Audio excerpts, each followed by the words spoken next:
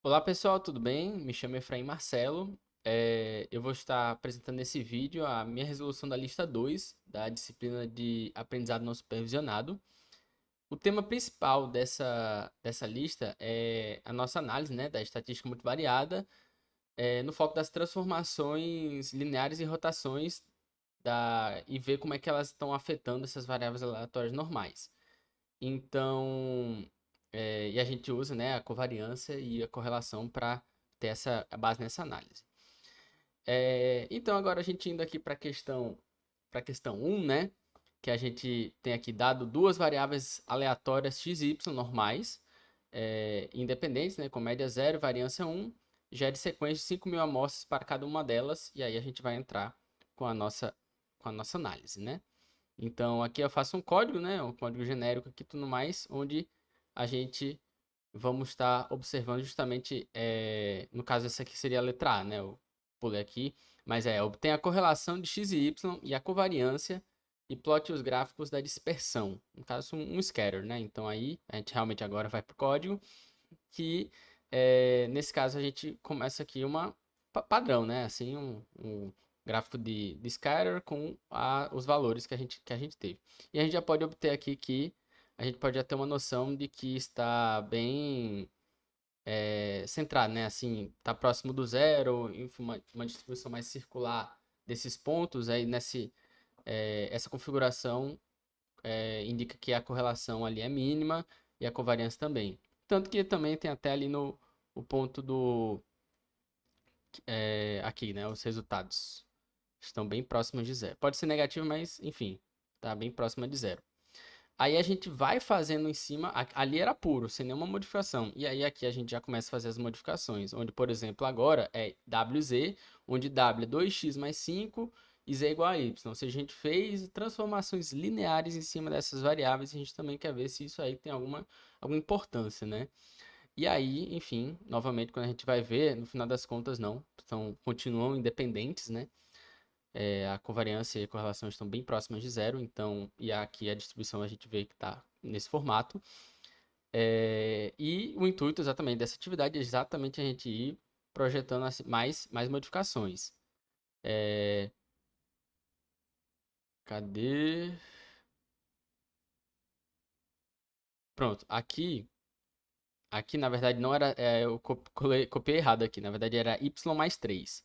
Seria exatamente a questão C, que é questão letra C, onde a gente fez também, fora a alteração que a gente tinha feito, que W agora 2x mais 5, agora a gente tem que Z igual a Y mais 3. Mas, novamente, é, uma adaptação linear, né?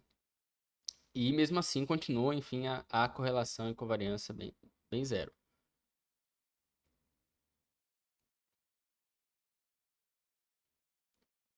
Aí, então agora a gente vai estar começando a praticar o rotacionamento dos dados. Então, aplicando, enfim, variáveis, funções seno e cosseno dentro das nossas transformações. E aí, enfim, isso aí basicamente é uma rotação a depender do o ângulo que a gente vai estar dando, né? Nesse caso, o primeiro, essa questão ela deu para a gente colocar o ângulo zero, ver como é que funcionaria. Então, basicamente, o ângulo zero, cosseno 1, seno zero, então essa expressão se tornaria, afinal das contas, W2x e Z igual a Y. Então, basicamente, que nem foi alguns itens acima, a gente já sabe que vai dar uma correlação bem próxima de zero, então a dispersão desse jeito aqui dos pontos. Indo para já aumentando, né, o nosso ângulo para π sobre 4, a gente já vai ter um, um cosseno, né, seria o cosseno de 45, 2 vezes cosseno de 45 vezes x menos o seno de 45 vezes y, isso aí é o w, e aí com essa expressão já começaria a gente ter uma mudança, né, dentro da própria variável, porque a variável já está envolvendo já duas expressões, o que tanto x quanto y dentro de w, como em z também tendo x e y, e aí isso já vai com certeza dar uma interferência, é o esperado. E aí quando a gente vai ver, deu isso aqui realmente uma correlação positiva, né? A gente vê o, a dispersão, né? Exatamente quando vai aumentando o W, ele vai subindo, e quando vai aumentando o Z, mesma coisa. Então, é uma correlação positiva. Quando a gente vai agora para a próxima questão, no caso a gente está aumentando. Então, a gente chegou agora em π sobre 2, 90 graus.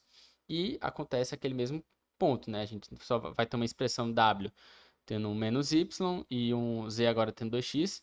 O contrário lá do outro, mas como a gente agora só está envolvendo uma variável de cada ponto, de cada, enfim, o w só está com uma variável, o z com uma variável, então, afinal das contas, vai resultar numa correlação zero, né, que já era o esperado. Próximo de zero, né? Assim, a gente sempre está trabalhando com o exemplo prático, então bem próximo de zero. A gente aumentou, a gente estava em 90 graus e agora 3π sobre 4. Então, 3π sobre 4 a gente tem um aproximado, né? A análise que a gente está tendo aqui. Então, novamente, nossa expressão agora a gente percebe que a gente tem variáveis, né? Várias variáveis dentro do W e também do Z. Então, é esperado uma correlação. E, e aí, quando a gente vai ver, né? Tem já as ideias que vai ser provavelmente negativa por causa dos sinais invertidos. E agora a gente estaria aqui, estamos na questão I, questão 1, na verdade, letra I. E a gente tem ainda uma rotação de π sobre 4, sendo que agora a gente tem uma translação. Uma translação que está acontecendo em x e em y. A gente está se movimentando, a gente está se movimentando aquele fator multiplicador, né? Que antes a gente só estava com x e agora a gente tem uma constante. Constante tanto 5 quanto 3 que vai estar deslocando o y. A gente tem no caso do x, a gente teria um alongamento, que é os dois aumentam o valor de x e ao mesmo tempo deslocando. Então, a gente vê que com essa translação permaneceu, né? Ainda assim com a mesma correlação positiva, né? Fortalecendo, sendo que a gente vê esse deslocado, né? Não tá mais no centro. Só que aí a gente está avaliando pela variável W e Z. Então, o deslocamento não está aqui exatamente como que a gente vai ver no próximo exemplo. No próximo exemplo, o deslocamento ele é feito dentro da própria variável, da própria variável que a gente está fazendo a correlação. Então, realmente, quando a gente vai ver no final das contas, a gente tem um deslocamento de 5 e 3, né? Enfim, finais. E aqui realmente a gente tem, como a gente está vendo, as variáveis z e w, realmente elas estão deslocadas com a mesma intensidade aqui dentro, já que realmente essa aí é a variável final. Indo para a questão K, a gente vai fazer o gráfico de dispersão, né, WZ, sendo que nesse caso, pronto, o ângulo aqui mudou, a gente também tem um aumento final, né, e aí, olha só como a gente tem aqui. Como a gente tem agora um ângulo 3π sobre 4, seria, se não me engano, 135 graus. Aí ele vai estar invertendo aquela que a gente tinha de π sobre 4, isso. No caso, vai estar agora com o deslocamento caindo, já que agora tem uma inversão de sinais. Agora, apresentando aqui a questão 2, a gente vai estar agora trabalhando com uma função de densidade e probabilidade numa normal bidimensional, ou seja, agora a gente tem duas variáveis, x e y, dentro de uma mesma distribuição, e aí agora elas têm suas médias, né? Enfim, média de x5, média de y3, e ela também tem uma matriz de covariância. Então, nesse caso, ele dá que é para a gente gerar 100.000 amostras e começar a fazer os seguintes passos. No caso, primeiro, plotar o gráfico 3D, né, dessa função de distribuição de probabilidade. E exatamente está aqui. A gente vê, né, esse formato do sino, só que em 3D. E aí também a questão B, ele pede para fazer a superfície de níveis, né? Então, basicamente, a gente como se a gente estivesse vendo aquela montanha sendo aqui de cima e os pontos. E a gente consegue mapear vendo exatamente essas elipses aí. Então, indicando também é, essa covariância, né? Como é que tá, exatamente como a gente tinha a matriz de covariância lá feita. É, essa aqui, ó. Cadê? Opa. Aqui, ó. A gente já tinha a matriz de covariância. Aí ela indicou exatamente esse, essa covariância positiva entre, entre x e y. E aí a questão C, ela pede para a gente fazer exatamente a comparação, né, do que a gente teve nos resultados da questão 1J, né, com o que a gente está tendo agora. E exatamente a gente está vendo aqui uma relação real, né, ali, covariância que está indicando uma covariância positiva, uma correlação, né, enfim, a gente tem uma covariância que indica correlação positiva na questão 2. E na questão 1, a gente tinha duas variáveis que estavam independentes, mas que a gente transformou elas.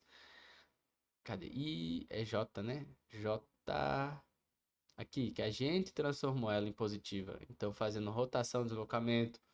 E aí, exatamente é esse poder que a gente tem de pegar duas variáveis aleatórias e transformar e deixar ele com o características do dado real. E por que a gente quer usar variáveis independentes? Porque os cálculos são melhores. Quando é independente é muito é, é muito melhor, né, de calcular.